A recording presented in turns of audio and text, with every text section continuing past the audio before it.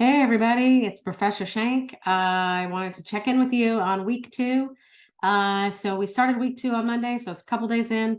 I hope that you're getting started. It's kind of a chunky week. There's several modules, and we're kind of getting into the meat of Physics 1, which is, of course, vectors and forces. So we're looking at both the learning to add vectors and being comfortable adding them. It's super important that you learn how to do that really well, because it's going to come back and come back and come back in physics. It's everywhere in physics. So pay really close attention and do lots of practice problems on adding vectors. Now, also, after you get your good handle of that, then we'll be talking about Newton's second law, which is really fundamental to all of Physics 1.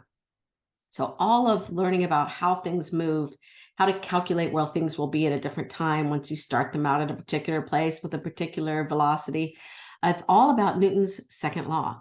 And I want to encourage you that when you're doing problems, to always think about the fact that you have the sum of the forces is equal to the mass times the acceleration, and that the acceleration is a vector as well, right? So the sum of the forces are vectors, that the acceleration is a vector too. And don't leave that off if you're doing a problem where you have several different forces you have to add together.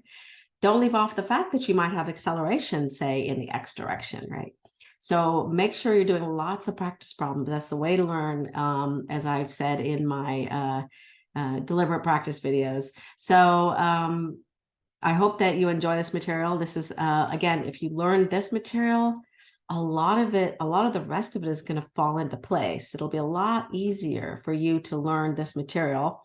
The last module in this week is about particular forces that we think about, like frictional forces and normal forces and the force due to gravity, etc.